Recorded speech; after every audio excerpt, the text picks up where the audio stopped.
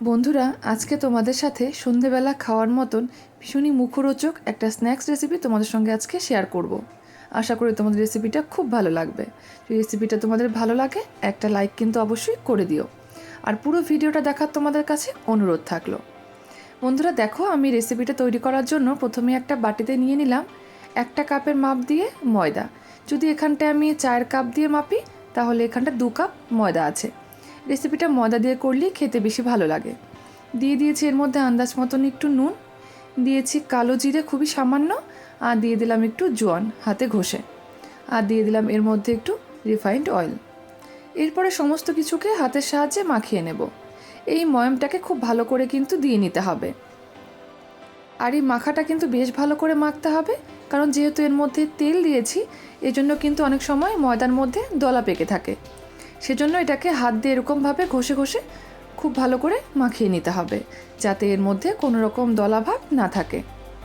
মাখানো হয়ে গেলে এরপর এটাকে আমি অল্প অল্প করে জল দিয়ে একটা ডো তৈরি করে নেব।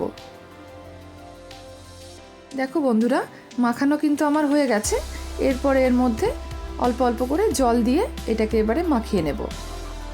একবারে কিন্তু জলটা দেবে না, তাহলে কিন্তু ময়দা যেহেতু নরম হয়ে যেতে পারে, এই জন্য কিন্তু জলটা অল্প অল্প করে দিয়ে তারপরে কিন্তু এটাকে মাখিয়ে নিতে হবে। এরকমভাবে অল্প অল্প করে জল দিয়ে খুব শক্তও না আবার খুব নরমও না, একটা মিডিয়াম ডো তৈরি করে নিতে হবে। তোমরা দেখেই বন্ধুরা বুঝতে পারবে যে এটা কতটা নরম রাখতে হবে। দেখো, আমি আবারও এর মধ্যে অল্প জল দেব, দিয়ে দেখো এটাকে আবারও মাখিয়ে নেব। বন্ধুরা, তোমরা কে কোথা থেকে আমার ভিডিও দেখছো আমাকে জানিও, আর আমার সেটা দেখতে খুবই ভালো লাগে। আর অবশ্যই কিন্তু একটা লাইক করে দিও, কারণ তোমাদের একটা লাইক কিন্তু আমাকে কাজ করার আগ্রহ আরও দ্বিগুণ বাড়িয়ে দেয়। এই জন্য বলবো একটা লাইক করে দিও, কারণ তোমরা অনেকেই আছো ভিডিও দেখে নাও কিন্তু হয়তো লাইক করতে ভুলে যাও। তার জন্য বলছি একটা লাইক কিন্তু করে দিও। আর যদি রেসিপিটা তোমাদের ভালো লাগে তাহলে কিন্তু অবশ্যই তোমার বন্ধুবান্ধবের সাথে বা পরিবারের সাথে রেসিপিটা শেয়ার করে দিও, তাহলে তারাও রেসিপিটা দেখতে পারবে। দেখো, আমার কিন্তু এটা মাখা হয়ে গেছে, তোমরা দেখে বুঝতে পারছো যে কতটা আমি নরম রেখেছি। এরপরে দেখো বন্ধুরা, আমি একটা ফ্রাই প্যানের মধ্যে কিছুটা তেল দিয়ে দিয়েছি, রিফাইন্ড অয়েল। এরপর এটাকে দেখো এই প্যানটার মধ্যে ছড়িয়ে নিচ্ছি। তেলটা যখন বেশ ভালো করে গরম হয়ে যাবে এরপর এর মধ্যে আমি দিয়ে দিব গোটা জিরে। দেখো, 1/2 চামচ গোটা জিরে এর মধ্যে দিয়ে এটাকে এবারে ভেজে নেব হালকা করে। জিরেটা যখন ভাজা হয়ে যাবে হালকা, এরপর এর মধ্যে আমি দিয়ে দিব পেঁয়াজ কুচি। দেখো, পেঁয়াজটাকে আমি হাত দিয়ে এরকমভাবে একটু ছাড়িয়ে দিলাম। এরপরে এর মধ্যে দিয়ে দিব আমি একটা লঙ্কা, দেখো আমি কুচিয়ে নিয়েছি, সেটা আমি দিয়ে দিলাম। ঝালটা অবশ্যই তোমরা তোমাদের স্বাদ অনুযায়ী দিয়ে নেবে। আমি এখানটায় একটা কাঁচা লঙ্কা দিয়েছি, আর তোমরা চাইলে এখানটায় আরও একটা কাঁচা লঙ্কা দিতেই পারো। এবারে দেখো সমস্ত কিছুকে মিশিয়ে নিচ্ছি, এটাকে এবারে হালকা করে ভেজে নেব। পেঁয়াজটা যখন হালকা নরম হবে এরপর এর মধ্যে আমি দিয়ে দিব টমেটো কুচি। এর উপরে দিয়ে দিচ্ছি দেখো নুন, তাহলে টমেটোটা খুব তাড়াতাড়ি নরম হয়ে যাবে। দেখো সমস্ত কিছুকে আবারও মিশিয়ে নিচ্ছি, নিয়ে কিছুক্ষণ ভেজে নেব। দেখো বন্ধুরা, টমেটোটা কিন্তু আমার অনেকটাই নরম হয়ে গেছে। এরপর এর মধ্যে কিছু মশলা আমি দিয়ে দেব।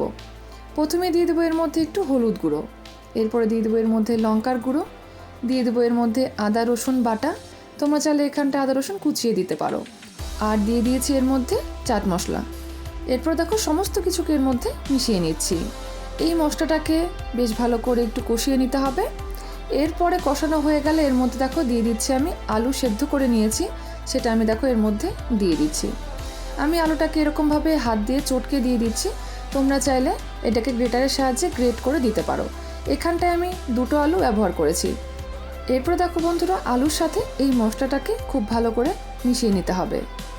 এরকমভাবেই কিছুক্ষণ এটাকে নাড়াচাড়া করতে হবে, যতক্ষণ না পর্যন্ত আলুটা বেশ ভালো করে ভাজা হচ্ছে ততক্ষণ পর্যন্ত কিন্তু এটাকে এরকমভাবেই নাড়িয়ে চাড়িয়ে মিশিয়ে নিতে হবে।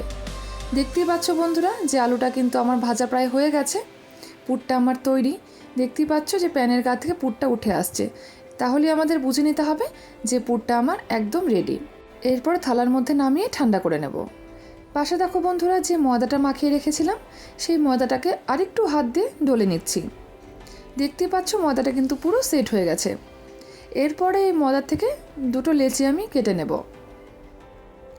দেখো দুটো লেচি আমি তৈরি করে নিয়েছি। এরপর এটাকে আমি বেলে নেব। দেখো সেই একটা লেচির থেকে আমি একটা লেচি নিয়ে নিয়েছি। এরপর দেখো এর মধ্যে সামান্য একটু ময়দা ছড়িয়ে নিয়ে এটাকে এবারে বেলে নেব। একদম পাতলা করে এটাকে বেলতে হবে।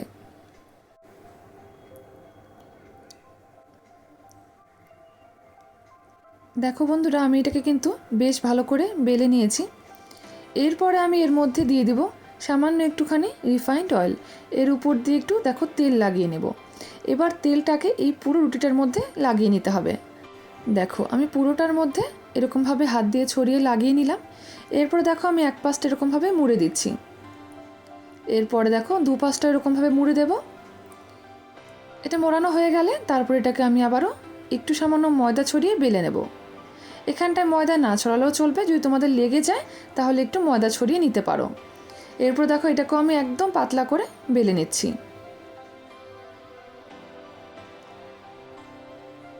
যতটা পাতলা হয় এটাকে সেরকমভাবে বেলে নিতে হবে। এটা বেলা হয়ে গেলে বন্ধুরা এটাকে আমি সাইডে রেখে দেব। এরকমভাবেই আরেকটা দেখো আমি রুটি তৈরি করে নিচ্ছি।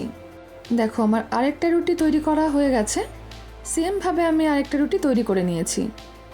দেখো এই রুটির মধ্যে এবার আমি সামান্য একটু জল লাগিয়ে নিচ্ছি। পুরো রুটিটার মধ্যে এরকমভাবে জলটাকে হাতের সাহায্যে লাগিয়ে নিতে হবে। এরপরে যে আলুর স্টাফিংটা তৈরি করেছিলাম তার থেকে দেখো এরকমভাবে গোল গোল করে আমি হাতের সাহায্যে গোল করে নিয়েছি, সেটা দেখো এর উপরে দিয়ে দিলাম। এরপর দেখো যে আরেকটা রুটি তৈরি করেছিলাম সেটা দেখো এর উপর দিয়ে এরকমভাবে দিয়ে দিলাম। এবারে হাতের সাহায্যে পুরো পাশটাতে এটাকে এরকমভাবে লাগিয়ে নিতে হবে।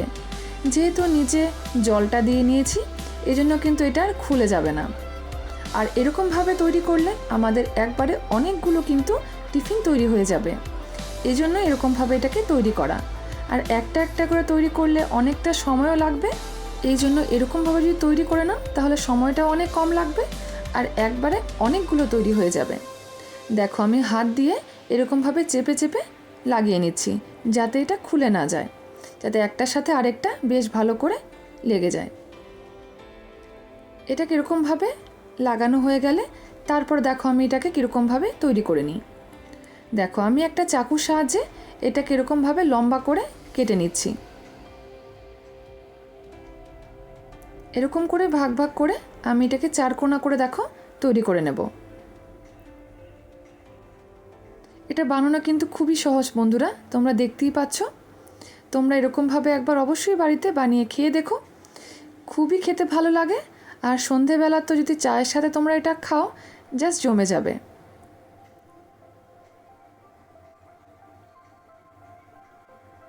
দেখো আমি পুরোটা একইভাবে কেটে নিচ্ছি।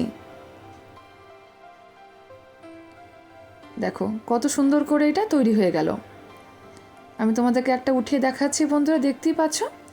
এরপরে দেখো বন্ধুরা সাইডে যে বাড়তি অংশটুকু সেটা আমি কেটে ফেলে দিচ্ছি। দেখতে ভালো লাগবে, তোমরা চাইলে এটা রেখে দিতে পারো, কোনো অসুবিধা নেই। কিন্তু আমি একটু কেটে নিচ্ছি কেন, তাহলে দেখতে ভালো লাগবে, শেপটা খুব সুন্দর আসবে। আমি পুরো পাশটা এরকমভাবে চাকু দিয়ে দেখো কেটে নিচ্ছি। কাটা হয়ে গেলে আমি এটাকে এক এক করে ভেজে নেব।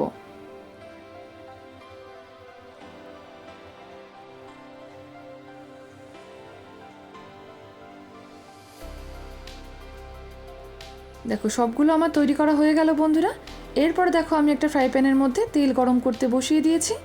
এরপর এক এক করে আমি এটা দিয়ে দেবো, এগুলোকে এবারে ভেজে নেব। প্রথমে কিন্তু গ্যাসের ফ্লেমটাকে হাইতে রেখে তেলটাকে খুব ভালো করে গরম করে গ্যাসের ফ্লেমটাকে একদম লোতে করে দিয়ে কিন্তু এগুলোকে ভাজতে হবে। বেশি যদি হাই ফ্লেমে ভাজো তাহলে কিন্তু ভেতর থেকে ভালো করে ভাজা হবে না আর খুব তাড়াতাড়ি লাল হয়ে যাবে। এই জন্য অবশ্যই কিন্তু লোতে রেখে এটাকে ভাজতে হবে। এক পাশটা হয়ে গেলে দেখো আরেক পাশটা উল্টে দিচ্ছি। এরকমভাবেই উল্টে পাল্টে একদম লাল লাল করে ভেজে নিতে হবে। একটু কড়া করে দেখো ভেজে নিয়েছি, তাহলে খেতে খুবই ভালো লাগে। দেখো আমি একটা প্লেটে বন্ধুরা নামিয়েও নিয়েছি। দেখতেই পাচ্ছ বন্ধুরা যে স্ন্যাক্স রেসিপিটা কতটা সুন্দরভাবে তৈরি হয়েছে আর খেতে কিন্তু লাগে এটা অসাধারণ। তোমরা অবশ্যই বাড়িতে এরকমভাবে ট্রাই করে খেয়ে দেখো, আশা করি তোমাদের খুব ভালো লাগবে। দেখো আমি তোমাদেরকে একটা ভেঙেও দেখাচ্ছি যে কতটা ক্রিস্পি হয়েছে। দেখো বন্ধুরা, তোমরা দেখে নিশ্চয়ই বুঝতে পারছো যে কতটা মচমচে হয়েছে। আজকে আমার এই রেসিপি তোমাদের কেমন লাগলো আমাকে ছোট্ট কমেন্ট করে জানাতে বন্ধুরা ভুলো না। যদি ভালো লাগে প্লিজ লাইক, কমেন্ট, শেয়ার করে দিও। আর এরকম নতুন নতুন রেসিপি দেখার জন্য চ্যানেলটাকে সাবস্ক্রাইব করে পাশে থেকো।